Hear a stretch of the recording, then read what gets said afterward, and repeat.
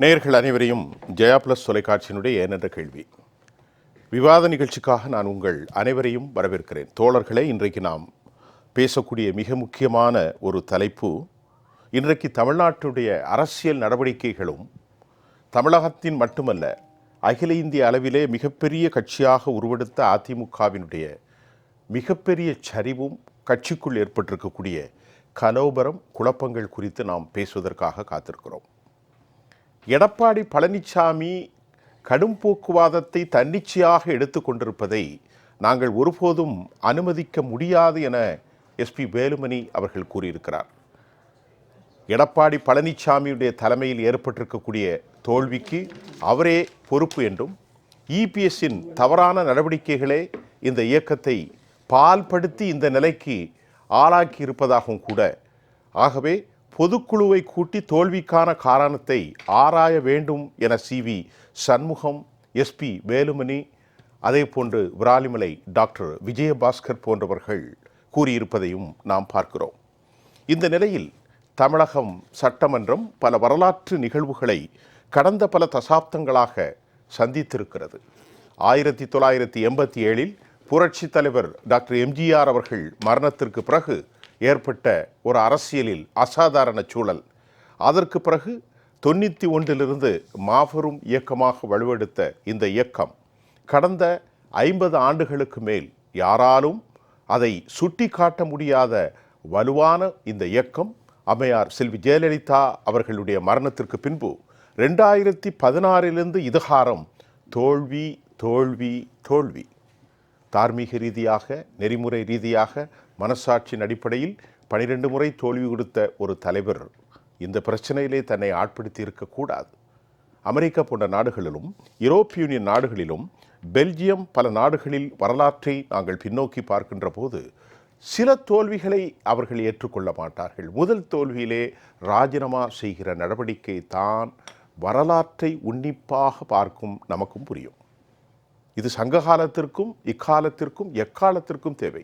ஆனாலும் கூட இவ்வளவு பெரும் தலைவர்களை அனைத்தையும் கட்சியிலிருந்து வெளியே அனுப்பி தற்போது கட்சியின் தூண்களாக இருக்கும் எஸ்பி வேலுமணி, சிவி சண்முகம், விஜயபாஸ்கர் இன்னும் பலர், இவர்களையெல்லாம் வெளியே அனுப்பியது மட்டுமல்ல, அவரை உடனடியாக கட்சி பதவியிலிருந்து அவர்களை நீக்கம் செய்து அதற்கு மறு உருவாக்கம் கொடுப்பதை போன்று மற்றவர்களை போட்டிருப்பதும், கவர்னரிடத்திலே சென்று அவர்களை குறித்து புகார் குறித்தும் நடவடிக்கைகளும் கூட பெரும் சர்ச்சையை ஏற்படுத்தியிருக்கிறது. கழகத்தினுடைய பொதுச் செயலாளர் திருமதி சசிகலா அவர்கள் நேற்றைக்கு அவர் சொன்னார், 2021 அதிமுகவின் தோல்வி குறித்து அவருடைய நடவடிக்கைகளை தொடர்ந்து அதிமுக ஒன்றிணை வேண்டும், ஒன்றிணை வேண்டும், ஒன்றிணை வேண்டும், இவைதான் சசிகலா அவர்களின் அன்பு வேண்டுகோள். கட்சிக்காக, பதவிக்காக நான் இயங்கவில்லை. 40 ஆண்டுகால வரலாற்றில் இப்படியெல்லாம் கண்டிப்பாக நடைபெறும் என தனது புத்திசாதுரியமான கடந்த கால செயல்பாட்டின் அவருடைய அனுபவ ரீதியாக சொன்னார். ஆனால் எடப்பாடி, நீங்கள் யார் என்று கேட்டார். விளைவு என்ன? கடுமையான தோல்வி. கடும் தோல்விக்கு பின்னால் அவமானகரமான நிகழ்வுகள். வேடிக்கை பார்க்கின்ற பல கூட்டணிகளில் ஆட்டை கடித்து மாட்டை கடித்த கதையாக கடைசியில் எடப்பாடி பழனிசாமி திராவிட முன்னேற்ற கழகத்தோடு மறைமுக உறவு கொண்டு கட்சியிலே அதிமுகவை திமுகவினுடைய புற கொள்ளைப்புறமாக உறவு கொண்டு தான் முதலமைச்சராக துடித்தார் என்ற ஒரு பெரும் குற்றச்சாட்டு தமிழகம் முழுவதும் அதிமுக தொண்டர்களிடத்திலே வெடித்து பிரளயமாக சிகழ்ந்திருக்கிறது. நிறைய பேசலாம். இந்த நிகழ்ச்சியில் நாம் தற்போதைய கழகம் ஒன்றிணைய வேண்டும் என்கின்ற வலியுறுத்தி நிர்வாகிகளை பதவி பறித்த எடப்பாடி பழனிசாமியின் அரசியல் நகர்வுகள், கடும் போக்குவாதம் சொல்லும் தமிழ் மக்களுக்கான செவ்வி என்ன? நம்மோடு பேசுவதற்கு நம்மோடு தற்போது பொருளாதார நிபுணரும் அரசியல் ஆலோசகருமான தோழர் சுப்பிரமணியன் அவர்களை நான் வரவேற்கின்றேன். எம்மோடு இன்று முதலாக பத்திரிகையாளர் ஐயா சிவா பரமேஸ்வரன் அவர்களையும் நான் வரவேற்கிறேன். ஐஜேகேவுடைய மாநில ஊடகப் பிரிவு தலைவர் திரு நித்யானந்தம் ஐயா, இன்னும் சற்று நேரத்தில் இளந்தமிழ் ஆர்வலன் அதிமுகவின் சார்பில் உங்கள் அனைவரையும் வரவேற்கிறேன். சுப்பிரமணியன் சார், நீங்களே ஆரம்பிங்க ஃபர்ஸ்ட். அதாவது தோல்வி வெற்றி என்பது வாழ்க்கையில் வந்து சகஜம், அனைவருக்கும் வரும். அதில் வந்து மாற்று கருத்தே இல்லை. முன்னாள் ஜனாதிபதி அப்துல் கலாம் ஐயா அவர் சொன்ன ஒரு வாக்கியம் தான் எனக்கு ஞாபகம் வருது. தோல்வி என்ற போது தலைவர் அதற்கு பொறுப்பேற்க வேண்டும், வெற்றிக்கு வந்து அந்த குழுவை அந்த தொண்டர்கள் அவர்களுக்கான சமர்ப்பிக்க வேண்டும் அப்படின்னு அவர் வந்து அந்த ஒரு ராக்கெட் லான்ச் போது இந்த ஃபெயில் ஆனது, அதற்கு வந்து அந்த தோல்வியை வந்து நான் தான் தப்பாக பிளான் பண்ணிட்டேன், அதற்குண்டான தோல்விக்கு வந்து நான் தான் அதிகாரின்னு சொல்லிட்டார் அவர். அடுத்து லான்ச் பண்ணும்போது வெற்றி அடைஞ்சாங்க, உடனே டீமை முன்னாடி வந்து நிப்பாட்டினார். இந்த குழு தான் வந்து இந்த லான்ச்சுக்கான ராக்கெட் லான்ச்சுக்கான வெற்றிக்கான குழு அப்படின்னு சொல்லிட்டு அவங்கள முன்னிறுத்தினார். ஸோ அதனால் வந்து நீங்கள் தோல்வி அடைஞ்சிட்டிங்கன்றதுனாலேயே வந்து பேக் ஃபுட்டில் போகணும் அப்படின்லாம் கிடையாது. ஆனால் குறிப்பாக என்ன சொல்கிறோன்னா 2021 அப்புறமா 2016 மேடம் ஜெயலலிதா அவர்கள் மறைந்ததுக்கப்புறம் சலசலப்பு அதிமுகக்குள்ளே இருந்தது. அது வெளியில் வரக்கூடாது, வெளிப்படையாக வெளியில் வரக்கூடாது. அது உட்கட்சி பூசல் உட்கட்சிக்குள்ளே தான் இருக்க வேண்டும். அதில் வந்து கண்டிப்பாக வந்து நீங்கள் ஒரு எதிர் சித்தாந்தத்தில் இருந்தாலும் எதிர்கட்சியாக இருந்தாலும் திமுகவை வந்து பாராட்ட வேண்டும். எப்படி வந்து கலைஞர் மறைவுக்கு அப்புறம் பார்த்தீங்கன்னா மூக்க அழகிரியை கரெக்டாக மதுரையோட செட்டப் பண்ணி வச்சாங்க, கனிமொழியை வந்து டெல்லியோடு வச்சாங்க, இங்கே வந்து முதல் குடும்பம் மட்டுமே இங்கே ஆட்சி பண்ணிட்டு இருந்தாங்க. ஸோ அதில் வந்து அந்த சாதுரியம், அதாவது நம்மளுடைய எதிரியாக இருந்தாலும் அவங்கள்ட்ட என்ன இருக்குன்றதை கற்றுக்கணும். அந்த சிஸ்டத்தை கரெக்டாக பண்ணாங்க, கற்றுக்கணும். கட்சிக்குள்ள அவங்க சிஸ்டத்தை, அதுதான் கட்சி ஒன் எல்லை இதுதான் உன் எல்லை இது சார். அதான் சொல்ல நம்ம, அதாவது எதிரிட்ட வந்து என்ன ஸ்ட்ரென்த் இருக்குன்றதையும் கற்றுக்கணும். நம்ம கண்டிப்பாக நம்மள்ட்ட என்ன வீக்னஸ் இருக்குன்றதை பார்த்துட்டு அதை இம்ப்ரூவ் பண்ணணும். இது ரெண்டு தான் வந்து அரசியலில் இன்றைக்கி தெரிஞ்ச இதில் பார்த்திங்கன்னா நம்ம கற்றுக்கொள்ள வேண்டிய பாடம். அப்படி இருக்கும்போது திமுக வந்து 2011 21 வரைக்கும் 10 வருடங்கள் ஆட்சியிலே இல்லை. ஆனால் திருப்பி அவங்களால ஆட்சிக்கு வர முடிஞ்சது. நீங்கள் ஒரு 5 வருடங்களாக ஆட்சியில் இல்லை, திருப்பி இப்போ வந்து ஆட்சியில் வரணும்னு ட்ரை பண்ணாங்க. ஆனால் வந்து கட்சிக்குள்ளே ஒற்றுமை இல்லை. ஏன்னா மிகப்பெரிய வருத்தம், கட்சியில் உள்ள தொண்டர்கள் எல்லாம் பார்த்தீங்கன்னா தொண்டர்களை தாண்டி 2ஆம் கட்ட தலைவர்கள் எல்லாம் வந்து வெளியில் உள்ள கட்சிக்கு போனாங்க. சில பேர் என்ன சொல்லுவாங்கன்னா திமுக என்பது திராவிட முன்னேற்ற கழகம் இல்லைங்க, திரும்பி வந்தவர்களோட முன்னேற்ற கழகம் அப்படின்வாங்க. ஏன்னா அங்கே இருக்கிற முன்னாள் அமைச்சர்களோட பட்டியலில் பார்த்தீங்கன்னா ஒரு 15 பேர் இங்கேருந்து போனாங்க, அதிமுகலேருந்து போனவங்க தான். ஆமாம், எல்லாருமே அப்படி தான். ஸோ ஏதோ ஒரு விதத்தில் மனக்கசப்பு. நம்ம வந்து என்ன பண்ணோம்னா அந்த மனக்கசப்பு என்ன, வீட்டுக்குள்ளேயே அந்த சண்டையை வச்சு, பங்காளி சண்டை என்றைக்குமே வீட்டுக்குள்ளேயே தாங்க இருக்கணுங்க. அதனால் இன்றைக்கி நாட்டு மக்களுக்கு நஷ்டம். நான் வந்து திமுகவுக்கு நஷ்டமோ அதிமுகவுக்கு நஷ்டமோ தாவேக்காக்கு லாபமெல்லாம் பார்க்குறது இல்லைங்க. நாட்டு மக்களுக்கு நஷ்டம், தமிழ்நாட்டு மக்களுக்கு நஷ்டம். இன்றைக்கி வந்து பார்த்திங்கன்னா ஒரு ஏற்கனவே ஒரு கடன் சுமையில் இருந்தோம். அதுக்கப்புறம் இவர் கடன் சுமையை நான் வந்து குறைக்க போகிறேன்னு சொல்லிட்டு, நல்ல அரசாங்கத்தை கொடுக்க போகிறேன்னு சொல்லிட்டு வந்து ஜோசப் விஜய் அவர்கள் வந்தார்கள். வந்ததுக்கப்புறம் என்ன பெருசாக பண்ணாங்கன்னா திருப்பி அந்த 1000 ரூபாய் நான் கண்டினியூ பண்ணுறேன்றாங்க. அவ்வளோதானே தவிர அவர் கொடுத்த வாக்குறுதி என்ன? இப்படி நாட்டு மக்களில் வந்து ஒரு தமிழ்நாட்டை வந்து ஒரு ஆளத் தெரியாத ஒரு கட்சிகிட்ட நம்ம கொடுத்துட்டோமோ அப்படின்னு சொல்லிட்டு தமிழ்நாடு மக்கள் ஃபீல் பண்ண ஆரம்பிச்சிருக்காங்க. அதற்கு யார் வாய்ப்பு கொடுத்தது?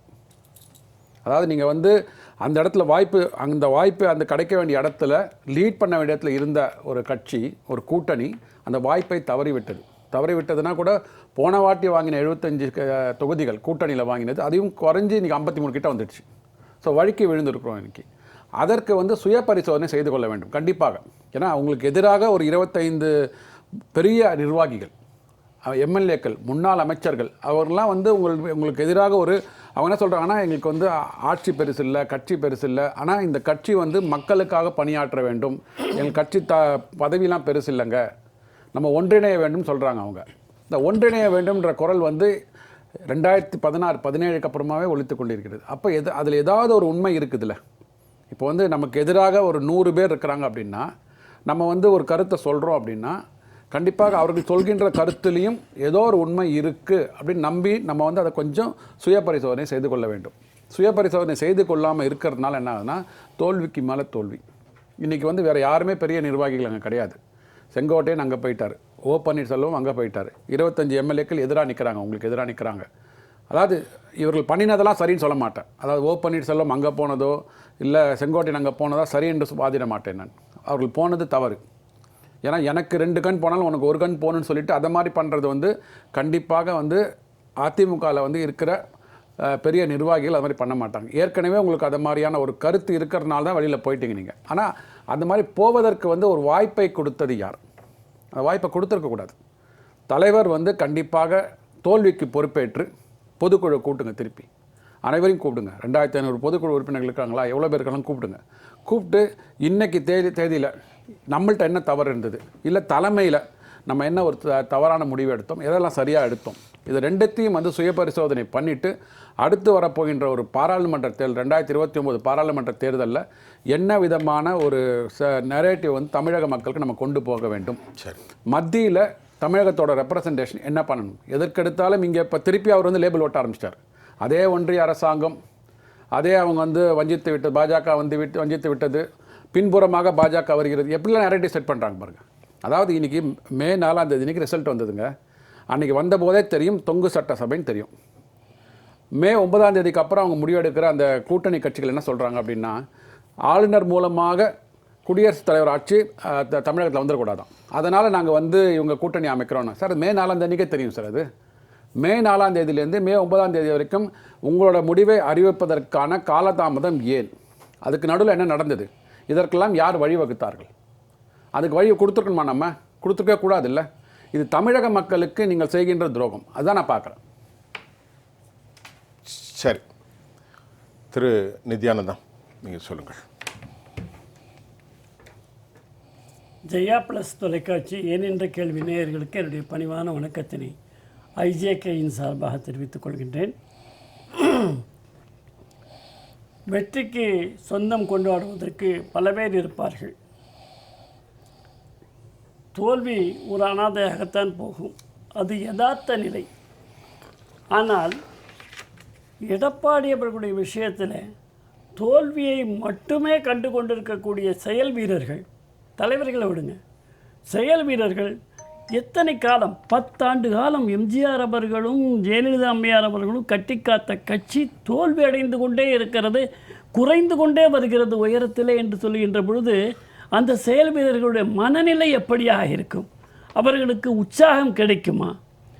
எனவே இது இனிமேல் தேராது என்ற அளவிலே வாக்குகளை விஜய்க்கு போட்டிருக்கலாம், இல்லை வேறு கட்சிக்கு போட்டிருக்கலாம். ஸோ நம்பிக்கை இல்லாமல் போட்டிருக்காங்க. ஆமாம், வேறு வழி இல்லாமல் அவங்க போட்டிருக்காங்க. இப்போ வந்து நம்ம ஓபிஎஸை பற்றி பேசணும், செங்கோட்டையனை பற்றி பேசணும், அவங்க தப்பு பண்ணாங்க அப்படின்னு கூட நம்ம இவர் சொன்னார். நான் என்ன சொல்கிறேன், அவங்க தப்பு பண்ணாங்கன்னா அவங்க கையற நிலையிலே இருந்தாங்க. அவங்க எவ்வளவோ கெஞ்சி பார்த்தாங்க, ஒன்று சேரணும், எல்லாரையும் ஒன்றிணைக்கணும் அப்படின்லாம் சொல்லி பார்த்தாங்க. எதற்குமே ஏற்றுக்கொள்ளாத எடப்பாடியினுடைய தலைமை அவர்களை வெளியிலேயே இருப்பதற்கான என்னென்ன சூழ்ச்சிகள் செய்ய முடியுமோ அவ்வளவும் செய்து தனிமையாக விடப்பட்டார்கள். அப்போ அவங்க அரசியலிலே இத்தனை காலம் எம்ஜிஆர் காலத்திலிருந்து இருந்தவர்கள் என்ன செய்வார்கள்? அவர்களுக்கு அரசியலில் பணியாற்ற வேண்டும். அந்த ஒரு நிலையிலே தான் திராவிட முன்னேற்ற கழகத்திற்கு ஓபிஎஸ் போனதும் அது நியாயம் என்று நான் சொல்லவில்லை. ஆனால் அவருக்கு ஏதேனும் ஒரு கட்சி இருந்து அரசியல் செய்ய வேண்டும் என்ற பழக்கம் இருக்கிறது. அந்த பழக்கத்தின் காரணமாக திராவிட முன்னேற்ற கழகத்துக்கு சென்றார். புதிதாக கட்சி இருந்தாலும் கூட விஜயோடு செங்கோட்டையன் சென்று விட்டார். அப்பொழுது கூட சசிகலா அம்மையார் அவர்கள் அன்றைக்கு கொடுத்த அறிக்கையை நீங்கள் சற்று பெருட்டி பாருங்கள். சொன்னார்கள், ஓபிஎஸ் அவசரப்பட்டு விட்டார் என்று சொன்னார்கள். அவர் திராவிட முன்னேற்ற கழகத்தில் செல்லுகின்ற பொழுது செங்கோட்டையன் அவசரப்பட்டு விட்டார், அது மட்டுமல்ல இது கவலைக்குரியது என்ற அறிக்கையை சசிகலா அம்மையார் அவர்கள் கொடுத்தார்கள். அவர்கள் அதிமுகவிலே இல்லை, அவங்களே நீக்கப்பட்டவங்க தான். ஆனால் ஏன் கவலைப்படணும்? அதிமுகவிலேருந்து இப்படி போகிறாங்களே அப்படின்னு அழ வேண்டிய அவசியம் என்ன?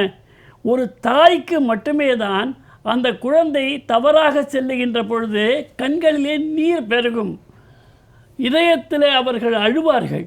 அப்படித்தான் சசிகலா அம்மையார் அவர்கள் நான் இல்லை என்றாலும், நான் வெளியே இருந்தாலும் கூட அந்த கட்சி உடையக்கூடாது, அம்மாவினுடைய கட்சி 100 ஆண்டுகள் ஆனாலும் இந்த கட்சி இருக்கும் என்று சொல்லியிருக்கின்றார்கள். இப்படி தனித்தனியாக போகின்றார்களே என்று வருந்தியதுண்டு. பத்திரிகையாளர்கள் அவர்கிட்ட கேட்குறாங்க சசிகலா அம்மையார்ட்ட, இவங்கெல்லாம் நீங்கள் ஒன்று சேரணும் அப்படின்னு சொல்கிறாங்களே, எப்படி எல்லாருமே ஒன்று சேர முடியுமா? உங்களால் அது சாத்தியப்படுமா அப்படின்னு கேட்குறப்போ உங்களுக்கு கோபம் வரலையா? உங்களையே நீக்கிட்டாங்களே அப்படின்ற போது ஒரே வீட்டில் நடக்கிற சம்பவம், கோபதாபங்கள் இருக்கத்தான் செய்யும்.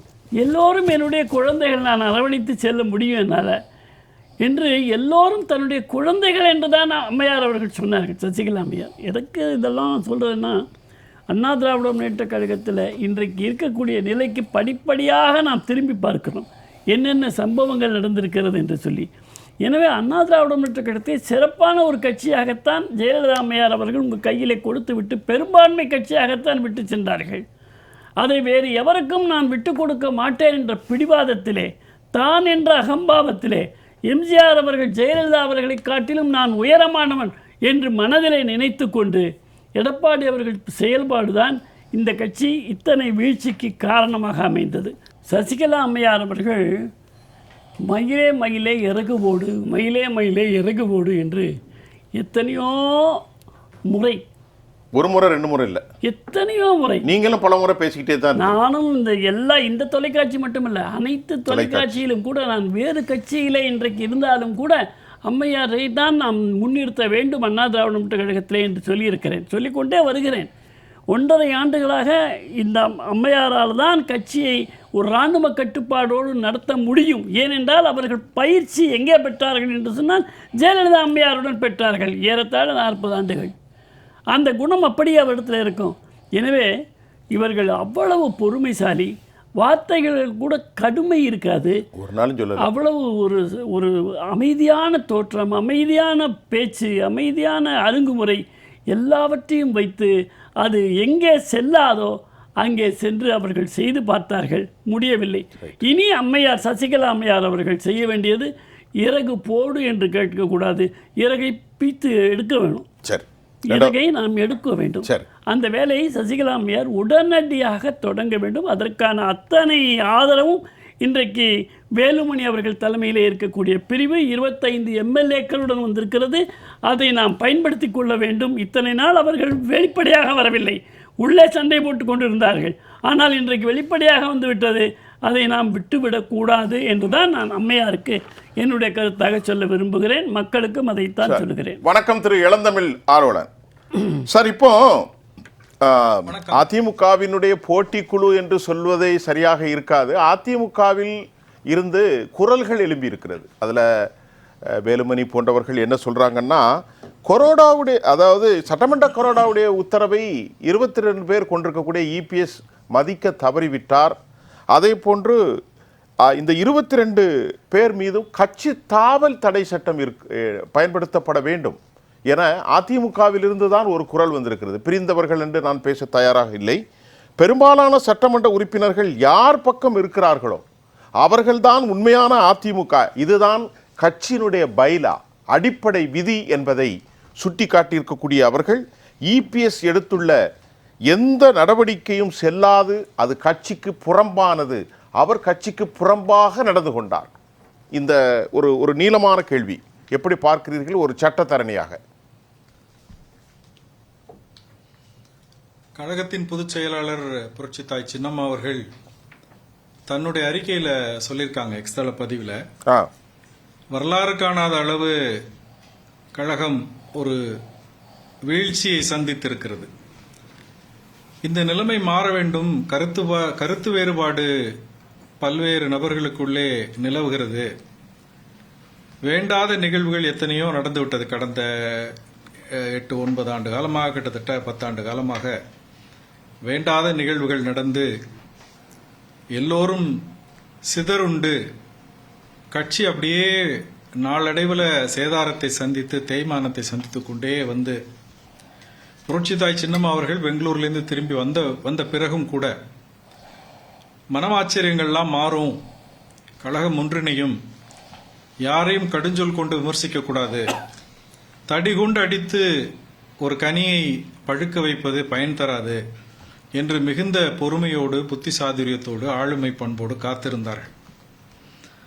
ஆனால் கடந்த காலத்தில் என்னென்ன அக்கிரமங்கள், அநியாயங்கள், துரோகங்கள், வசை சொற்கள் இதெல்லாம் நடந்ததுன்னு நம்ம நெடுக பார்த்து கொண்டு வந்தோம். தமிழ்நாட்டு மக்களும் புரட்சித் தலைவர் எம்ஜிஆர், இதய தெய்வம் புரட்சித் தலைவி அம்மா அவர்களுடைய தொண்டர்களும் கட்சிகளின் நிர்வாகிகளும் பார்த்து கொண்டு தான் வந்தார்கள். போனதெல்லாம் போகட்டும். இப்ப கடைசியாக புரட்சித்தாய் சின்னம்மா அவர்கள் ஒரு புதிய கட்சியை தேர்ந்தெடுத்து அதன் மூலமாக வேட்பாளர்களை நிறுத்தி திமுகவினுடைய வெற்றியை தடுக்க வேண்டும் என்ற நோக்கத்தோடு தான் அந்த வேலையை செய்தார்கள். வேறு வழி இல்லை. இப்ப பிரிந்து சென்றவர்கள் எடப்பாடி பழனிசாமி அவர்களால் வேண்டாம் என்று ஒதுக்கி வைக்கப்பட்டவர்கள், கட்சியை விட்டு நீக்கி வைக்கப்பட்டவர்கள், கட்சியை விட்டு தாமாக பிரிந்து சென்றவர்கள் என்று எத்தனையோ பேர், லட்சக்கணக்கான பேர், இவர்களை எல்லாம் ஒன்றிணைத்து இந்த தேர்தலை சந்தித்திருந்தால் அனைத்து இந்திய அண்ணா திராவிட முன்னேற்ற கழகம் மீண்டும் ஒரு புது பொலிவுடன் ஆட்சி பொறுப்பில் அமர்ந்திருக்கும் என்பதில் யாருக்கும் எந்த இரண்டு பேர் கருத்து இருக்க முடியாது. அதுதான் வாக்கு சதவீதத்தினுடைய அந்த விவரங்கள் நமக்கு தெரிவிக்கின்றன. அப்ப இந்த நேரத்தில் இப்ப இதை ஒரு தமிழ்நாடு அரசியல் ஒரு மிகுந்த வரலாற்று முக்கியத்துவம் வாய்ந்த ஒரு நெருக்கடியான சூழ்நிலையில் தான் நின்று கொண்டிருக்கிறது. எந்த ஒரு கட்சிக்கும் தனிப்பெரும்பான்மை கிடைக்கவில்லை. திராவிட முன்னேற்ற கழகம் எந்த மாதிரியான கபட நாடகங்களை இந்த அரசியல் களத்தில் சட்டமன்ற அவைக்குள்ள நடத்தி கொண்டிருக்கிறது என்பதை பார்க்க முடிகின்றது. அதே நேரத்தில் இப்ப எடப்பாடி தலைமையில் இருக்கக்கூடிய கட்சி, அதில் இருக்கக்கூடிய முக்கிய நிர்வாகிகள், தலகத்தர்கள், பெரும்பாலான மாவட்ட செயலாளர்கள், முன்னாள் அமைச்சர்களை எல்லாம் ஏதோ கிள்ளுக்கீரைகளைப் போல் இப்படி தூக்கி எறிவது என்பது, இந்த வேதனையை நம்ம எங்க போய் முறையிடுவது, அல்லது எடப்பாடி பழனிசாமியின் இந்த அறியாமையை நம்ம எங்க போய் நொந்து கொள்வது? எல்லாம் தான் தான் என்று நினைக்கக்கூடிய பழனிசாமி அவர்களே, நீங்க இதய தெய்வம் புரட்சி தலைவர் எம்ஜிஆர் அவர்களும் புரட்சி தலைவி அம்மா அவர்களும் அமர்ந்திருந்த அந்த பொதுச் செயலாளர் நாற்காலியில் அமர்ந்து விட்டதுனாலேயே நீங்க புரட்சி தலைவராகவோ புரட்சி தலைவி அம்மாவாகவோ மாறிவிட முடியாது. ஒரு தலைவர் என்று சொன்னால் மக்களை போய் சந்திக்கும் பொழுது இயல்பாக ஈர்ப்பு வர வேண்டும். உங்களுக்கு கூடுகின்ற கூட்டம் எப்படி கூடுகிறது என்று உங்களுக்கே தெரியும். ஆனால் ஒரு மயக்கத்திலே ஏதோ என்னமோ எப்படி சொல்லுவதென்றே தெரியவில்லை, தானாக தான் ஒரு பெரிய தலைவர் என்று பாவித்துக் கொண்டு இப்படி இவ்வளவு தோல்வியையும் சரிவையும் தேய்மானத்தையும் சந்தித்த பிறகும் கூட இப்படி ஒரு கண்மூடித்தனமாக செயல்படுவதை பார்த்து எப்படி இதை நாம் செரிமானம் செய்து கொண்டு மேற்கொண்டு நகர்வது என்று புரியாத நிலையில் இருக்கிறோம். இன்னைக்கு நீங்க கூட கேட்டீங்க, 22 பேரை தகுதி நீக்கம் செய்ய வேண்டும் என்று நம்ம எஸ்பி வேலுமணி அவர்கள் பக்கம் இருக்கக்கூடியவர். நீங்க பிளவு இல்லைன்னு சொல்றீங்க. நாம கட்சியினுடைய நலன் கருதி புரட்சி தாய் சின்னம்மா அவர்களும் இந்த கடுமையான சொற்களை எல்லாம், நெகட்டிவான சொற்கள் எதையும் சொல்லாம இருந்தோம். ஆனால் இன்றைக்கு கட்சியினுடைய நிலைமை சந்தி சிரிக்கிறது. எப்படி பிளவு இல்லை என்று சொல்ல முடியும்? எடப்பாடி பழனிசாமி யாருமே இல்லாத கவர்னர் மாளிகைக்கு போய் இந்த 25 பேர் மீது அவர் புகார் கொடுக்கிறார், அல்லது சபாநாயகர் கிட்ட கொடுத்த கடிதத்துக்கு நடவடிக்கை இல்லைன்னு சொல்றார். 47 பேர் தனக்கு கையெழுத்து போட்டு கொடுத்திருக்கிறார்கள் என்று ஒரு போலி ஆவணத்தை கொடுத்திருப்பதாக எஸ்பி வேலுமணி சொல்றார். எஸ்பி வேலுமணி மீண்டும் சபாநாயகரை பார்த்து எடப்பாடி பழனிசாமிக்கு ஆதரவாக இருக்கக்கூடிய 22 பேரை தகுதி நீக்கம் செய்ய வேண்டும் என்று சொன்னால், இது இந்த கட்சியினுடைய வளர்ச்சியை முன்னெடுத்து செல்வதற்கு, வெற்றி பாதையில் இட்டு செல்வதற்கு ஏதாவது ஒரு நல்ல அறிகுறியை காட்டுதா?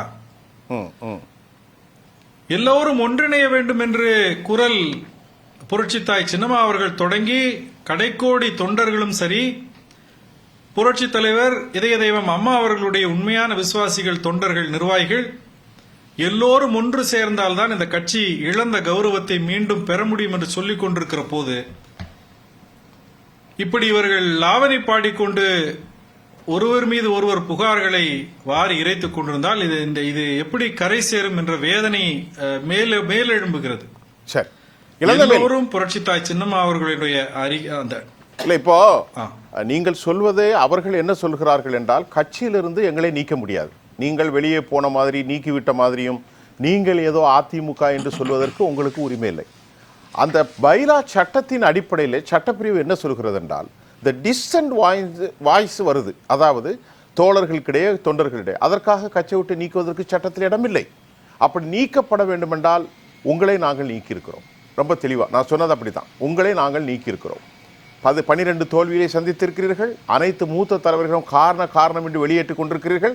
திராவிட முன்னேற்ற கழகத்தின் மீது கள்ள உறவு நீங்கள் வைத்தீர்கள், என் பிள்ளையின் மீது சத்தியம் செய்கிறேன். இப்படியெல்லாம் வெளியிட்டு யாரும் சொல்ல மாட்டாங்கல்ல, இதை எப்படி சொல்ல போறீங்க பாக்குறீங்க? அதாவது கட்சியினுடைய பொதுச் செயலாளர், அதாவது புரட்சி தலைவர் எம்ஜிஆர் அவர்கள் உருவாக்கிய அந்த பைலாவின்படி, கரெக்ட், சட்டத்திட்ட அந்த நெறிமுறைகள் படி ஒருவரை நீக்குவதற்கோ சேர்ப்பதற்கோ பொதுச் செயலாளருக்கு அதிகாரம் இருக்கிறது என்று சொன்னாலும், டிஸ்பியூட் என்று வந்த பிறகு டிஸ்பியூட் எழுப்பியவரை பொறுப்புகளிலிருந்து நீக்குவது, கட்சியிலிருந்து நீக்குவது என்று எதிரான நடவடிக்கைகள் எடுக்கும் பொழுது அது நீதிமன்றத்திற்கோ அல்லது தேர்தல் கமிஷன்லயோ போய் நிற்கும். இந்த வழக்கு விவகாரங்களை பார்க்காத கட்சியா இது? இந்த வழக்குகளில் எல்லாம் நீதிமன்றத்தில் எடப்பாடி பழனிசாமி பெற்ற உத்தரவுனால இந்த கட்சிக்கு என்ன பலன், தமிழ்நாட்டுக்கு என்ன பயன்? கண்டிப்பா யார் பலனடைந்திருக்கிறாங்க?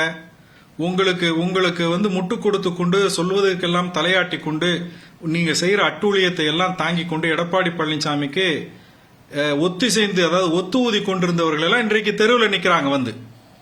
எம்எல்ஏக்களாக இருக்கலாம்.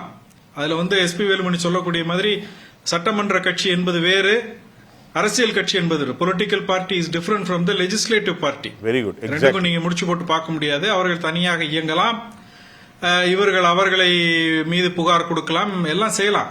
கட்சிக்கும் தமிழ்நாட்டுக்கும் என்ன பலன்? இந்த கட்சி எவ்வளவு வலிமையாக இருந்து இதுல புரட்சி தலைவி அம்மா அவர்களுடைய மறைவிற்கு பின்னால் புரட்சி தாய் சின்னம்மா அவர்கள் இருந்தார்கள்.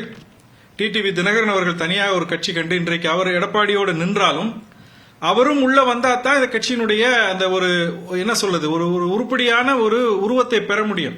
அதிலையும் குறுக்குச்சால் ஓட்டுவதற்கு இன்றைக்கு பலர் துணிந்து கொண்டிருக்கிறார்கள்.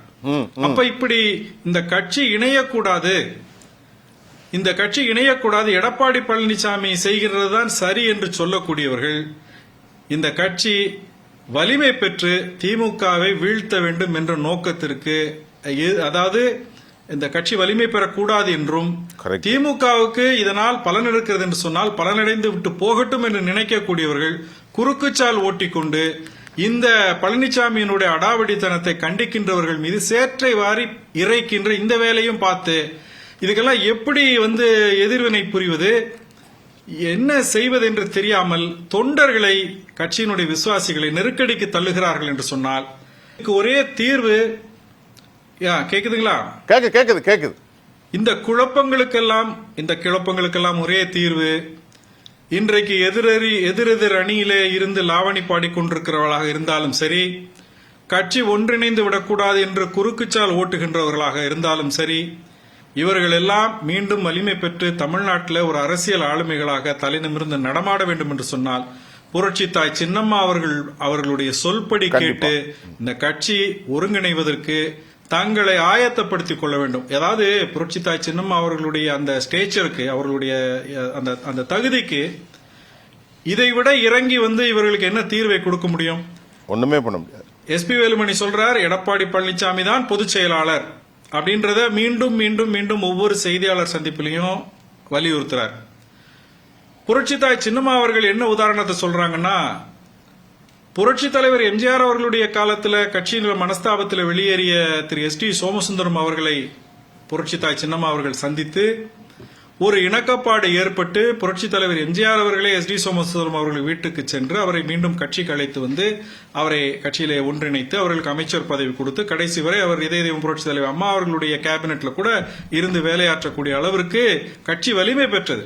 கண்டிப்பா. அதே மாதிரி புரட்சி தலைவர் எம்ஜிஆர் அவர்களுடைய விசுவாசியாக இருந்து தலைவருடைய மறைவிற்கு பின்னால் ஜானகி அம்மையார் தான் வர வேண்டும் என்று புரட்சி தலைவி அம்மா அவர்கள் மீது இருந்த ஏதோ ஒரு மனக்கசப்பின் காரணமாக அப்போ கட்சி உடைப்படுவதற்கு முக்கிய காரணமாக இருந்த ஆர். எம். வீரப்பன் கட்சி ஒன்றிணைந்த பிறகு, அதாவது புரட்சி தலைவி அம்மா அவர்கள் அதிகமான ஒரு 20-29 தொகுதிகளிலே வென்ற பிறகு அந்த ஒருங்கிணைப்பு மீண்டும் ஏற்பட வேண்டும் என்று சொல்லி அதிலும் புரட்சி தாய் சின்னம்மா அவர்கள் தன்னுடைய பெரிய பங்களிப்பை செலுத்தி இருக்கிறார்கள். அந்த நேரத்திலையும் 91 புரட்சி தலைவி அம்மா அவர்கள் ஆட்சி அமைக்கின்ற பொழுது அதுல ஆர். எம். வீரப்பனையும் நீங்க கேபினெட்ல ஒரு அமைச்சராக போட வேண்டும் என்று சொல்லி எடுத்து சொல்லி அது கட்சிக்கு நல்லது என்று சொல்லி ஒரு பெரிய பெருந்தன்மையோடு அம்மா அவர்களும் புரட்சி தலைவி அம்மா அவர்களும் ஏற்றுக்கொண்டு அந்த கேபினெட் மாற்றி அமைக்கப்பட்டு ஆர். எம். வீரப்பன் வந்தார்.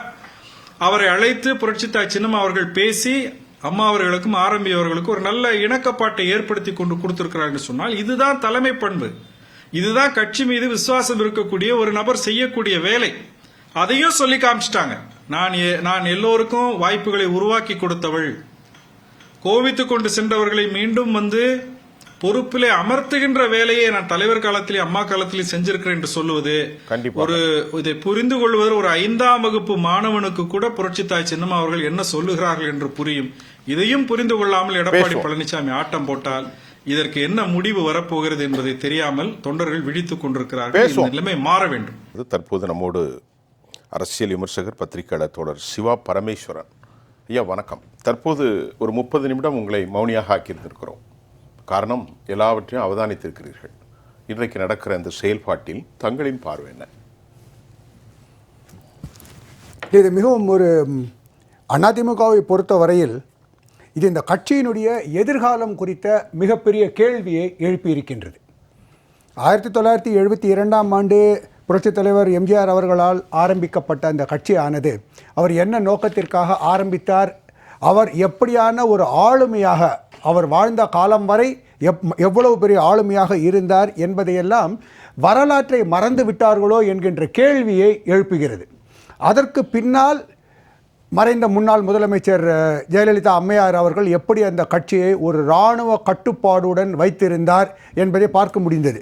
தமிழ்நாடு போன்று மிகவும் ஒரு துருவப்படுத்தப்பட்ட ஒரு மாநிலத்தில் அந்த கட்சி தலைமை என்பது ஒரு திறமையும் இருக்க வேண்டும், ஒரு இராணுவ தளபதி போல் அதை முன்னெடுத்து செல்லக்கூடிய அந்த ஆளுமையும் இருக்க வேண்டும். ஆனால் இன்றைக்கு துர்பாகியவசமாக என்னுடைய பார்வையில் இல்லை நான் அறிந்து கொண்டவரை தற்பொழுது இந்த கட்சியினுடைய பொதுச் செயலாளராக இருக்கக்கூடிய எடப்பாடி பழனிசாமி அவர்கள் தன்னை ஜெயலலிதாவினுடைய ஒரு ஆளுமை போன்றோ அல்லது புரட்சித் தலைவர் போன்று தான் என்று நினைத்து கொண்டு விட்டாரோ என்று எண்ண தோன்றுகிறது. அதை விட பெருசாங்க. அதாவது அவர் ஒரு நேரடியான ஒரு உதாரணத்தை பார்ப்போமே. அவரவருடைய உயரமும் அவரவருடைய பலமும் தெரிந்தவர்கள் தான் அரசியலில் சாதித்திருக்கின்றார்கள். இன்றைக்கு எதிர்க்கட்சியாக இருக்கக்கூடிய திமுகவினுடைய முன்னாள் முதலமைச்சராக இருக்கக்கூடிய ஸ்டாலினிடம் ஒரு கேள்வி வைக்கப்பட்டது சில ஆண்டுகளுக்கு முன்னால். நீங்கள் ராகுல் காந்தியை பிரதமராக நிறுத்துகின்றீர்களே, ஏன் அதுக்கு நீங்களே அந்த பதவிக்கு உங்களை நீங்களே பரிசீலிக்க கூடாதா என்று. அப்பொழுது அவர் சொன்னார், எனது உயரம் எனக்கு தெரியும் என்று. அது எந்த அளவிற்கான ஒரு அரசியல் முதிர்ச்சியை காட்டுகிறது என்பதை பார்க்கக்கூடியதாக இருக்கிறது. அதிமுகவிலிருந்து மூத்த தலைவர்கள் விலகுவது என்பது ஒரு புதிய விஷயம் அல்ல. இந்த கழகத்தினுடைய ஒரு அரசியல் வரலாறு தெரிந்தவர்களோ அல்லது ஆனாலப்பட்ட தமிழ்நாட்டினுடைய ஒரு மாபெரும் ஆளுமையாக இருந்த எம்ஜிஆர் அவர்கள் காலத்திலேயே நாஞ்சில் மனோகர் கட்சியிலிருந்து விலகினார். அதற்கு பிறகு எஸ்டி சோம இப்பொழுது முன்னதாக வழக்கறிஞர்கள் கூறியது போல எஸ்டி சோமசுந்தரம் ஆர்எம்பி என்று பல பார்த்திருக்கின்றோம். நானும் தொடர்ச்சியாக பார்த்து கொண்டிருக்கிறேன். இன்றைக்கு இந்த ஏற்பட்டிருக்கின்ற பிளவு அல்லது அந்த கட்சிக்குள்ளான அந்த உரசல் என்பது உரசலை தாண்டி விரிசல் என்கின்ற வகைக்கு வந்துவிட்டது. அதை மீண்டும் ஒட்ட வைக்க முடியுமா என்பது மிக மிக பெரிய கேள்விக்குறி. இன்றைக்கு சட்டமன்றத்தில் இருக்கக்கூடிய 47 அதிமுக உறுப்பினர்களில் 25 பேர் ஒருபுறமும் 22 பேர் எடப்பாடி பழனிசாமி அவர் பின்னாலும் நிற்கின்றார்கள். ஆனால் எதிரணியில் இருக்கக்கூடியவர்கள் ஏதோ ஒரு பழனிசாமி அவர்களுடன் ஒரு தனிப்பட்ட மனஸ்தாபமோ இல்லை பிராந்திய ரீதியாக அதில் பார்த்தீர்கள் என்றால் டெல்டா பகுதியிலிருந்து வரக்கூடிய 2 விஜயபாஸ்கர், காமராஜ் போன்றோர், வடக்கு தமிழகத்திலிருந்து CV சண்முகம், கொங்கு மண்டலத்தில் SP வேலுமணி, தங்கமணி, தென் தமிழ்நாட்டிலிருந்து நத்தம் விஸ்வநாதன். ஸோ ஆக மொத்தம் தமிழ்நாட்டினுடைய அரசியல் ஆளுமை மிக்க அல்லது மிகவும் அரசியல் பலம் பொருந்திய அனைத்து பகுதிகளிலும் இருக்கக்கூடிய தலைவர்களிடையே ஒரு கசப்புணர்வு அல்லது அந்த தோல்விக்கான காரணம் இப்படியே தோல்வி தோல்வி என்று போய்கொண்டிருந்தால் இந்த கட்சியினுடைய எதிர்காலம் என்னவாகும்? தனிப்பட்ட நபர்களின் எதிர்காலம் என்பது 2ஆம் பட்சம். அவர்கள் வரலாம் போலாம். தனிப்பட்ட நபர்களின் எதிர்காலம் என்று பார்த்திருந்தால் அவர்கள் உடனடியாக மாற்றுக் கட்சிக்கு சென்றிருக்கலாம், வெற்றி பெற்றிருக்கலாம், தங்களை தாங்களே வளப்படுத்தி கொண்டிருக்கலாம். ஆனால் கட்சி கட்சி கட்சி என்று பார்த்து கொண்டிருப்பவர்கள் அவர்களுக்குள்ளாகவே கேட்டுக்கொள்கின்ற கேள்வி என்னவென்றால், இவ்வளவு நாள் அனைவருடைய உழைப்பினும் இந்த வளர்ந்த இந்த கட்சி அது சீரழிந்து சிதைந்து போவதற்கு அனுமதிக்க முடியுமா என்கிற மிகப்பெரிய கேள்வி இருக்கிறது. இல்லை, இப்போ ஒரு கேள்வி, தாங்கள் கடந்த கால 40 ஆண்டு கால வரலாற்றை சுற்றினீர்கள். எஸ்டி சோமசுந்தரம் நமது கழகம், ஆரம்பி எம்ஜிஆர் கழகம், எம்ஜிஆர் உதாரணத்திற்கு வானளாவிய அதிகாரம் இருந்து சொன்ன PH பாண்டியன், அவருடைய வார்த்தைகள்லாம் கடும் போக்குவாதமாக இருந்தது. அவர்களை எல்லாம் அம்மையார் அனுசரித்தார். அது ஆளுமை. என்னன்னா, நல்ல கேளுங்க, செல்வி ஜெயலலிதா கடும் கோபப்படுவார் பொதுவாக பொதுவெளியில், அப்படித்தான் பேர். ஆனால் அரசியல் என்பதை முப்பனாரை சந்திக்கிறதற்கு அங்கே சென்றார். வைகோ அவர்களையும் அவர் சென்று பார்த்தார். ஆனால் எடப்பாடியுடைய நடவடிக்கை மதி குறைந்ததா, அதிகபட்ச உச்சபட்சமாக எதுவும் புரியாத ஒரு தலைவனாக இருக்கிறார். எனது ஆளும், நீங்க சொன்னீங்க எனது உயரம் என்ன, எனக்கான அடையாளம் என்ன, நான் யார், நல்ல கவனிங்கள். அவர் உழைத்தார், அவரை மக்கள் ஏற்றுக்கொள்ளவில்லையே. பின்ன எதற்கு 12 முறை தோல்வி பெற்ற பிறகு மறுபடியும் இப்ப என்ன சொல்கிறார் தெரியுமா? சுவியர், அதை தான் நான் சொல்ல வந்து அதுக்குள்ள நீங்க இடைக்கேள்வி கேட்டீங்க. அதை சொல்லுங்க. இல்ல, தெற்காசியா இது வந்து தெற்காசியாவினுடைய ஒரு சாபக்கேடு. தெற்காசியாவினுடைய ஏன் சொல்லு, தெற்காசியா நான் பல ஆண்டுகள் லண்டனில் பணியாற்றி இருக்கின்றேன். அங்கெல்லாம் பிரித்தானிய நாடாளுமன்றத்திலேயோ இல்ல நீங்க முன்னர் ஆரம்ப துவக்கத்தில் சொல்ல பெல்ஜியம், பிரான்ஸ் போன்ற நாடாளுமன்றங்களிலேயோ ஒரு தலைவர் ஒரு தேர்தலில் தோல்வி அடைந்தார் என்றால் வணக்கம் நன்றி அடுத்த நெக்ஸ்ட் கஸ்டமர் ப்ளீஸ், உடனடியாக பேக் பெஞ்சர்ஸ் என்ற வார்த்தையை பயன்படுத்துவார்கள். தேவைப்பட்டால் பின்னால் உறுப்பினர்கள் அத்துடன் அரசியல் வாழ்வை முற்றுப்பட்டு வேறு வேலைக்கு சென்று. ஆனால் தெற்காசியாவை பொறுத்தவரை அது இந்தியா மற்றும் இந்தியா, இலங்கை, வங்கதேசம், பாகிஸ்தான் போன்ற எந்த நாடுகளிலுமே ஒரு அரசியல் கட்சியினுடைய தலைவர் தோல்வியை சந்தித்து விட்டார் என்றால் அடுத்தவர்களுக்கு வழிவிட்டு கட்சி மற்றும் ஆட்சி பொறுப்பிலிருந்து விலகிக் கொள்கின்ற அந்த பண்பாடும் நாகரிகமும் இங்கு இல்லை. அது மிக மிக அது அந்த இரத்தத்திலேயே புறையோடி போயிருக்கின்ற காரணத்தினால் வெற்றி என்கின்ற அந்த மமதை மீண்டும் வந்துவிடலாம் என்கின்ற அந்த எண்ணப்போக்கு இருக்கு இல்லையா, ஒரு மாய வலையுடன் கூடிய அந்த எண்ணப்போக்கில் சிக்கி வெளிவர முடியாமல் தவிக்கின்ற. இது தமிழ்நாட்டில் இன்றைக்கு எடப்பாடிக்கு மட்டுமல்ல, வடநாட்டில் மாயாவதி, முலாயம் சிங் யாதவ், ஏன் காங்கிரஸ் பேரியக்கத்தினுடைய இன்றைக்கு பட்டத்து இளவரசராக பார்க்கப்படுகின்ற ராகுல் காந்தி, அனைவருக்குமே இது பொருள். தோல்வியை தாங்கிக் கொள்ளக்கூடிய மனப்பான்மை இல்லை. மற்றது என்றால் அடுத்தவர்களுக்கு வழிவிட்டால் தனக்கு என்ன ஆகிவிடும், கட்சி தானே தன்னை உருவாக்கியது, கட்சியால் தான் நாம் என்று நினைக்காமல் நாம் தான் கட்சி என்று நினைக்க ஆரம்பிக்கின்றார்கள். அதுதான் இந்தியாவில் மட்டும் தெற்காசியாவில் இருக்கக்கூடிய மிகப்பெரிய சிக்கல். அழகா ஒரு சர்வதேச பார்வையாளராக உங்களை நான் அடையாளம் கண்டேன். நீங்கள் லண்டன்ல இருந்தானே எனக்கு தெரியாது. முதலாக தாங்கள் பேசுகின்ற போது நம்மை கோட் பண்ணுகிறார் ஐயா அவர்கள். நல்ல ஒரு யூரோப்பிய மனப்பான்மை நம்ம அப்படியே படுத்திருக்கிறோம் இல்லை, அது ஒரு மிக முக்கியம்தான். ஆனாலும் திரு பரமேஸ்வரன் 12 முறை அல்லவா, ஒரு முறை இல்ல, 2 முறை இல்ல, 5 முறை இல்ல, 7 முறை இல்ல, 10 முறை இல்ல, 12 முறை. அதுதான் எல்லாரும் தங்களை ராபர்ட் ப்ரூஸ் என்று நினைத்து விடுவது. அதுதான் பிரச்சனை. அதாவது ஒரு தோல்வி என்பது இங்க மாறிய ஒரு நிலைப்பாடு, சித்தாந்தம் என்பது வேறு. அந்த 1 அல்லது 2 தோல்விகளுக்கு பிறகு தோல்விக்கான காரணங்களை ஆராய்ந்து ஏன் தோல்வி நம்மால் ஏற்பட்டதா, நம்முடைய பலவீனமா, அடுத்தவர்களுடைய பலமா? அடுத்தவர்களுடைய பலம் என்றால் நம்மை என்று இந்த இடத்துல சொல்லும்போது கட்சியை எப்படி பலப்படுத்த, அனைவருடைய ஒன்று எடப்பாடி பழனிசாமி அவர்களுடன் கட்சியில் பயணித்தவர்கள் அதே அளவு வயதும் அனுபவம் கொண்டவர்கள் நிறைய பேர் இருக்கின்றார்கள். அவருடைய ஆளுமை கொங்கு பகுதியில் என்றால் டெல்டாவில் இருக்கக்கூடிய தலைவர்கள், வட தமிழ்நாடு, தென் தமிழ்நாடு போன்ற பல இடங்கள் பல தலைவர்கள் இருக்கின்றார்கள். இவர் எடப்பாடி பழனிசாமியிடம் நான் ஒரு குறையாக காண்பது என்னவென்றால், அவர் ஒரு அச்ச உணர்விலோ அல்லது வெளியில் தன்னை ஒரு பலமான தலைவராக காட்டிக்கொண்டு உள்ளே ஒரு பலவீனமான தலைவராக இருக்கின்றாரோ, அடுத்தவர்களுடைய ஒரு பேச்சை கேட்டாலோ அல்ல அடுத்தவர்களுடைய கருத்துக்கு தாங்கள் மதிப்பளித்து அதை உள்வாங்கிக் கொண்டு நடவடிக்கை எடுக்க தொடங்கினாலோ தான் ஒரு பலவீனமான தலைவராக காணப்பட்டு விடுவோமோ என்கின்ற அந்த ஒரு ஐயப்பாடு அவருக்குள் இருப்பதற்கான வாய்ப்பு இருப்பதாக நான் நினைக்கிறேன். கொஞ்சம் ஆழமாக போகிறேன். ஒருவேளை இது உளவியல் ரீதியான சிக்கலாக இருக்குமோ? சிக்மண்ட் ஃப்ராய்டுடைய நடவடிக்கை தேவைப்படுமோ? அது சிக்மண்ட் ஃப்ராய்டையோ எடப்பாடி பழனிசாமி தான் கேட்கணும். அது வந்து அதற்குள் நாம் ரொம்ப நீங்கள் சர்வதேச அளவிலே உங்களுக்கு செய்து நான் என்ன கேட்டேன், தவறாக சொல்லவில்லை.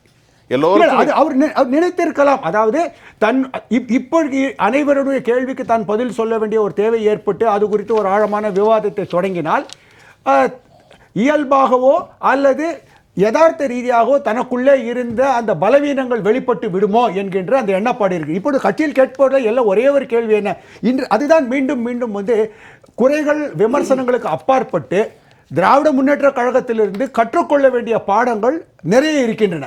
இன்றைக்கு நாம் உரையாடி கொண்டிருந்த இந்த இற்றை தினத்தில் மாலையில் திராவிட முன்னேற்ற கழகத்தினுடைய உயர்மட்ட குழுவில் முன்னாள் முதலமைச்சர் ஸ்டாலின் பொறுப்பேற்றுக் கொள்கிறார். இந்த தோல்விக்கு நான் காரணம், யாரும் சொல்லாதீங்க, யாரும் சொல்லாது. அதே மாதிரி அதிமுக அடைந்த தோல்விக்கு இது எடப்பாடி அன்னைக்கே சொல்லியிருந்தால் அவர் ஆளுமை மிக்க தலைவராக இருந்திருக்கிறார். இதை ஜெயலலிதா அம்மையார் முன்னால் செய்திருக்கின்றார். The defeat is mine, I accept it என்று சொல்லியிருக்கிறார். அதை சொல்லி இருந்தால் தலைவருக்கான பண்பு வெற்றியில் கழிப்பதும் தோல்வியில் துவளாமல் அதை ஏற்றுக்கொள்ளும் அந்த தலைமை பண்பை வெளிப்படுத்த தவறிவிட்டாரா என்கின்ற மிகப்பெரிய கேள்விதான் இப்பொழுது தொக்கி நிற்கிறது. சுப்பிரமணியன் சார், இன்னைக்கு திமுகவை கோட் பண்ணார் ஐயா அவர்கள், அதில் தப்பில்லை. மாற்று கருத்து இருந்தாலும் நல்ல விஷயங்களே வரவேற்கிறோம். திமுகவுக்கு புறக்கதை வழியாக பின்புறம் வழியாக பெண் அப்படிங்கிற ஒரு நிறுவனம் உங்களுக்கு தெரியும். அதோடைய மருமகன் சபரீசன் தான். இன்றைக்கு அந்த நிறுவனம் கதவடைப்பு செய்யப்பட்டிருக்கிறது. இன்றைக்கு மிக முக்கிய பத்திரிகை அது செய்தி போட்டிருக்காங்க. அப்போது உடனடியாக தோல்விக்கு பொறுப்பேற்கிற மனநிலையும் 15 முறை தோத்த பிறகும் நான் போக மாட்டேன், 46 பிடிச்சிட்டேன், 70 லட்சம் வாங்கிட்டேன்னா என்னையா பேசுறீங்க நீங்க? என்ன கதை? அதாவது உங்களுக்கு தெரியும், இந்த பெண் நிறுவனம் வந்து எந்த அளவுக்கு பணி செய்தார்கள் இந்த கடந்த 5 வருடங்களுக்கு.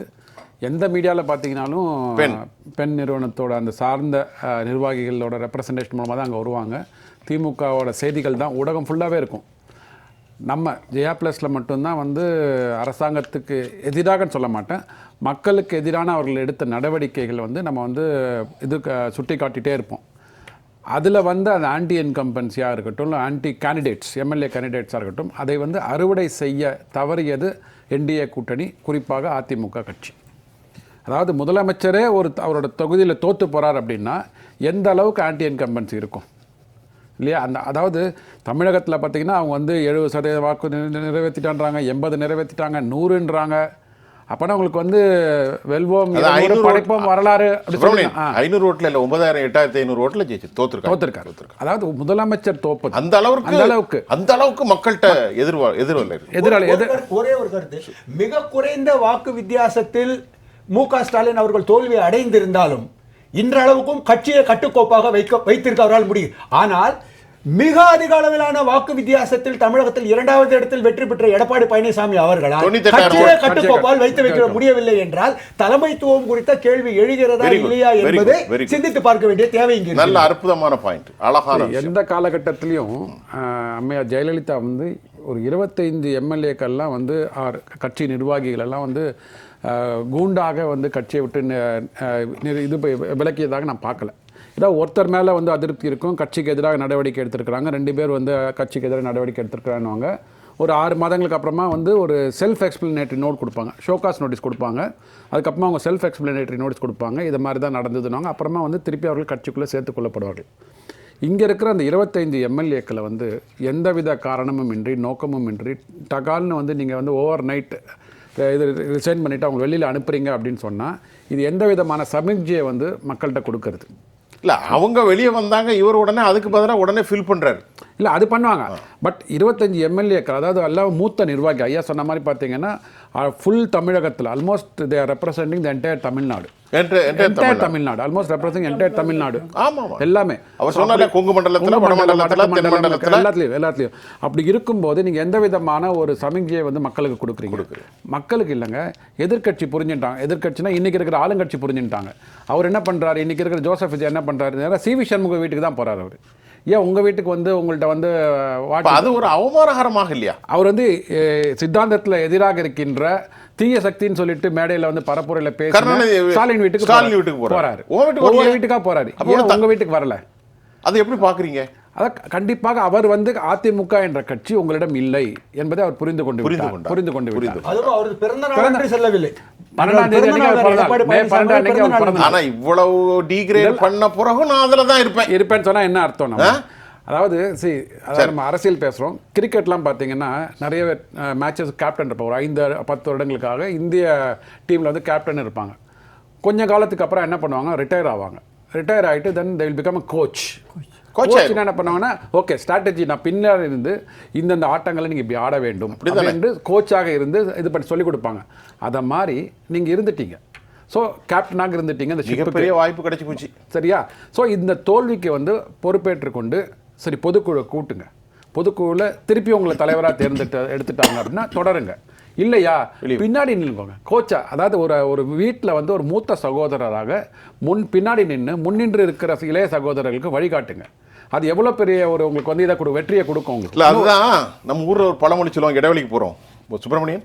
சிலர் இருப்பார்கள் இயற்கையால் காரில் போனால் முன்னாடி போய் உட்காந்துட்டு இருப்பாங்க. புன வீட்டில் நான் தான் புனமாகவும், மன வீட்டில் நான் தான் மணலனாகவும் இருப்பான். அதுதான் கேட்டேன், நம்முடைய பரமேஸ்வரன்ட்ட கேட்டேன். அவர் நாகரிகமாக சிக்மண்ட் ஃப்ராய்டிடத்தான் நீங்கள் கேட்கணும் ஐயா, நான் லண்டனில் இருந்தவன் இப்படிலாம் பேச போகிற ஆள் இல்லை, நீங்கள் சிக்மண்ட் ஃப்ராய்டிட்ட போய் கேளுங்க என்ன பிரச்சனை. அவர் இல்லை, ஹீஸ் நோ மோர். சரி, எந்த இருந்தாலும் மாலை எனக்கு வர வேண்டும். அது பிணமாக இருந்தாலும் சரி, மணமகனாக இருந்தாலும் சரி. ஒரு வந்து வண்டியில் முன்னாடி உட்காரவங்கள சொல்லக்கூடாது. சரி ஐயா, நித்யானந்தம் நிறைவு கருத்து சுருக்கமாக சொல்ல வேண்டும் என்று சொன்னால், ஒரு குடும்ப ஆட்சி, ஒரு விளம்பர ஆட்சி, ஒரு தீய சக்தி, இதைத்தான் சசிகலா அம்மையார் அடிக்கடி சொல்லிகிட்டு இருப்பாங்க. இந்த 3 தன்மை உள்ள ஒரு ஆளுங்கட்சியாக இருந்த திராவிட முன்னேற்றக் கழகம் இன்றைக்கு தோற்கடிக்கப்பட்டிருக்கிறது. அதனுடைய தலைவர் தோற்றிருக்கிறார். Very good. இது உண்மையிலே ஒரு நல்ல தொடக்கம் தமிழகத்திற்கு. இந்த மாதிரியான ஒரு சூழ்நிலையில் இந்த 3 நான் சொன்ன அந்த தீய விஷயங்கள் இருக்குல்ல, விளம்பரம் பண்ணுறது, குடும்ப ஆட்சி நடத்துறது, தீய சக்தியாக இருக்கிறது, இந்த 3ஐயும் ஒரே கல்லில் அடிச்சிருக்காங்க. தொங்கு சட்டமன்றம் தான் இத்தனைக்கும். யாருக்கும் அபரிதமான அல்லது பெரும்பான்மை கிடைக்கல. பெரும்பான்மை கட்சியாக இருக்கிறது தவிர பெரும்பான்மை அவர்களுடைய சட்டமன்றத்திலே கிடைக்கவில்லை. அப்படி இருக்கின்ற போது இது தொங்கு சட்டமன்றம். இந்த தொங்கு சட்டமன்றத்தில் எங்காவது நாம் ஏமாந்து விட்டால் மீண்டும் அந்த ஆக்டோபஸ்காரங்கள் வந்துவிடும் என்ற அச்சம் எல்லோருக்கும் இருந்திருக்கிறது. அதனால்தான் அம்மையார் கூட வாழ்த்து சொல்லியிருக்கின்றார்கள். யாருக்கு?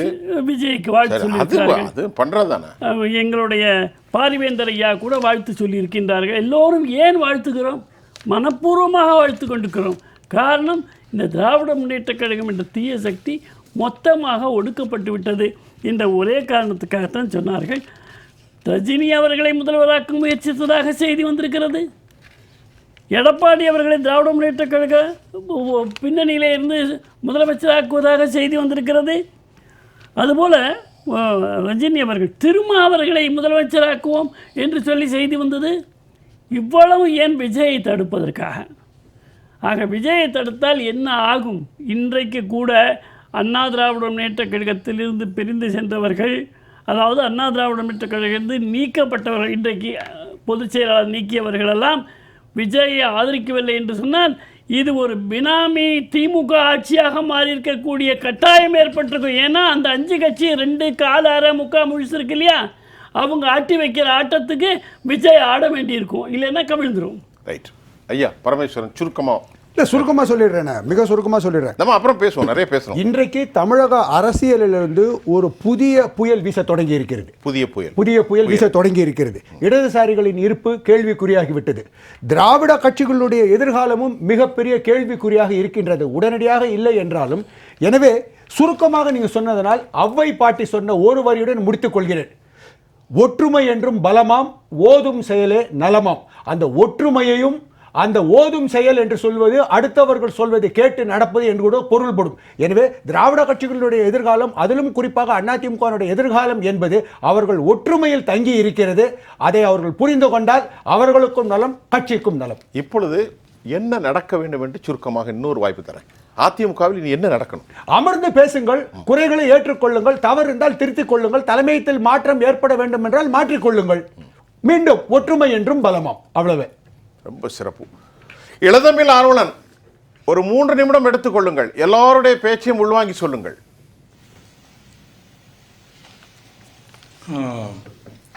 இல்லை, இது இந்த மாதிரியான குழப்பங்கள் இது உண்மையிலேயே தேவையில்லை.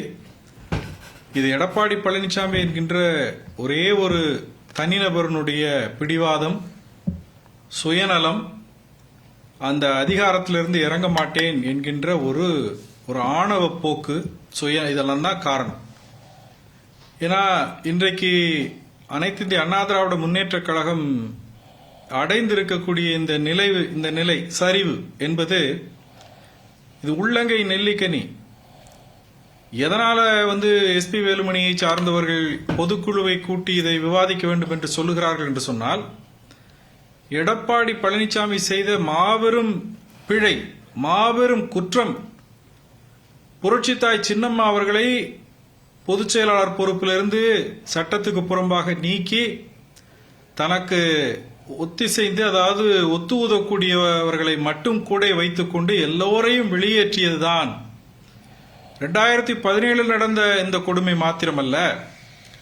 தொடர்ந்து ஆயிரக்கணக்கான நிர்வாகிகளை, மிக பெரும் ஆற்றல் மிக்க நிர்வாகிகளை, மாவட்ட செயலாளர்களை, மாநில நிர்வாகிகளை, சாதாரண தொண்டர்களை, ஒன்றிய செயலாளர்களை நீக்கிக் கொண்டே வந்திருக்கிறார். அப்ப கட்சி எப்படி கிராஸ் ரூட் லெவல்ல எப்படி தலைத்து வளரும்? இவர் ஏதோ தன் கையிலே கணக்கிட முடியாத அளவுக்கு பணம் இருக்கிறது, பொதுச் செயலாளர் என்கின்ற சர்வ அதிகாரமும் தன் கையில் இருக்கிறது என்று அந்த என்ன சொல்வது கண்மூடித்தனமாக இப்படி ஆட்டம் போடுகிறார் என்று சொன்னால், அந்த தவறை, அந்த குற்றத்தை நிற்க வைத்து கேள்வி கேட்க வேண்டும் என்று சொல்லிதான் எஸ்பி வேலுமணி அவர்களுடைய தலைமையில் இருக்கக்கூடிய அந்த எம்எல்ஏக்களாக இருக்கட்டும், நிர்வாகிகளாக இருக்கட்டும், மாவட்ட செயலாளர்கள் இருக்கட்டும் கேட்கிறாங்க. இது எங்கே போய் கேட்பது? அவர் யாரையும் சந்திப்பதில்லை. அவர் உறவினர்களை முன்னிறுத்தி இவர்களை எல்லாம் அண்ட விடாமல் அது மாதிரி ஒரு மாதிரி தன்னை கட்டி கொள்ளுகிறார். கட்சி விவகாரத்தை பழனிசாமியினுடைய உறவினர்களிடத்துல போய் முக்கியமான நிர்வாகிகள், நல்ல ஆற்றல் மிக்க தலைவர்கள் போய் அவர்களிடம் மன்றாடுவதற்கு எப்படி மனம் வரும்? அப்ப வேலை செய்யக்கூடிய ஆளுமைகளை, நல்ல நிர்வாகிகளை, தொண்டர்களை மதிக்க தெரியாமல் இவர் பொதுச் செயலாளர் பொறுப்பு இருக்கிறதுக்கு இவருக்கு என்ன தகுதி இருக்கிறது? ரைட். நான் முதல்ல குறிப்பிட்டது போலதான் இவர் புரட்சித் தலைவர் எம்ஜிஆர் அவர்களாகவோ புரட்சித் தலைவர் அம்மா அவர்களாக கிடையாது. தன்னை அந்த மாதிரி பாவித்துக் கொண்டு யாரையும் எளிதில் சந்திக்க விடாமல், வீட்டில் அடைத்துக் கொள்வது, யாரையும் சந்திக்க விடாமல் எடுத்தறிந்து பேசுவது, இப்படியெல்லாம் செய்து கொண்டிருந்தால் எப்படி கட்சி வளர்ச்சி பாதையை நோக்கி போகும்? சரிவை சந்தித்துக் கொண்டிருக்கிறது, கட்சி தேய்மானத்தை சந்தித்துக் கொண்டிருக்கிறது. இதனால் தமிழ்நாட்டு மக்கள் மிகப்பெரிய ஏமாற்றம் அடைந்திருக்கிறார்கள். இந்த குறைபாட்டை நாம் நீக்க வேண்டும் என்கின்ற அந்த எண்ண ஓட்டம் இல்லாதவர் எப்படி சரியாக இருக்க முடியும்? எனவே இவர்கள் அனைவரும் கழக பொதுச் செயலாளர் புரட்சி தாய் சின்னம்மா அவர்களுடைய சொல்படி கேட்டு அவர் வகுத்து தருகின்ற திட்டத்தின்படி ஒருங்கிணைந்து அனைத்து இந்திய அண்ணா திராவிட முன்னேற்ற கழகத்தை நடத்தினால்தான் இந்த கட்சிக்கு மறுவாழ்வு, விமோச்சனம் என்பதை என்னுடைய நிறைவு கருத்தாக நான் தெரிவித்துக் கொள்கிறேன். நேயர்களே, ஒரு சிறப்புமிக்க வாதத்தில் நாம் பங்கு பெற்றிருக்கிறோம். ஒரு மிகப்பெரிய ஆலமரம் சரிவை நோக்கி சென்று கொண்டிருக்கிறது. அதனுடைய பற்று வேர்கள் கொஞ்சம் கொஞ்சமாக வலுவிழந்து வருகிறது. இது போன்ற ஒரு மாபெரும் ஆலமரத்தை வழிப்போக்கர்களும் யாசகர்களும் தங்குகிற அனைவருக்குமான நிழல் தரும் இந்த மரம் சாய்ந்துவிடக்கூடாது. வெற்றியும் தோல்வியும் மாறி மாறி வருவது இயற்கையின் நியதி, இறைவனின் இறையியல் தத்துவமும் அதுதான். இன்றைக்கு வெற்றி பெற்றவர்கள் நாளை மிகப்பெரிய சரிவை சந்திக்கலாம். ஆனால் அந்த சரிவுக்கு காரணமான அறிவுரைகள் என்பது மனித சமூக விழுமியங்களும் தனக்கான உள் உணர்வுகளோடு தனக்கான வலிமை என்ன? 50 கிலோ தூக்கக்கூடிய ஒருவரை 100 கிலோ தூக்குவதற்கு அனுமதிப்பது மனித அறிவுக்கு விதிக்கப்பட்ட ஒரு பாடை தான். அப்படியே செய்திருந்தால் அவருக்கு அறிவுறுத்த வேண்டும். ஆக இந்த ஆலமரம் தன்னுள் ஒரு தனி மனிதனால் அது சரிந்துவிடக்கூடாது, வலுவற்ற பற்றிய வேர்களால் அது அழுகி போய்விடக்கூடாது என்கின்ற கொதிநிலை இப்போது உலகம் முழுவதும் வாழும் தமிழர்களிடத்திலே காணப்படுகிறது. அதிமுக அப்படித்தான் இருந்தது. இன்னும் நிறைய பேசலாம். எங்களோடு சிறந்த முறையிலே கதைத்திருக்கக்கூடிய அதிமுகவினுடைய தோழர் வழக்கறிஞர் அன்பு சகோதரர் இளந்தமிழ் ஆர்வலன் அவர்களுக்கும், கண்ணியத்துக்குரிய முதல் கன்னி பேச்சை சிறப்பாக வைத்த சிவா பரமேஸ்வரன் அவர்களுக்கும், நம்முடைய சுப்பிரமணியன் மற்றும் நித்யானந்தம் ஐயா, உங்கள் அனைவருக்கும் நன்றி. மீண்டும் மற்றொரு களத்தில் நான் உங்களை சந்திக்கின்றேன். அதுவரை உங்கள் அனைவர்களிடமிருந்தும் நான் உங்கள் சுஃபியான், ஜெயா பிளஸ் தொலைக்காட்சிக்காக நன்றி. மீண்டும் சந்திப்போம்.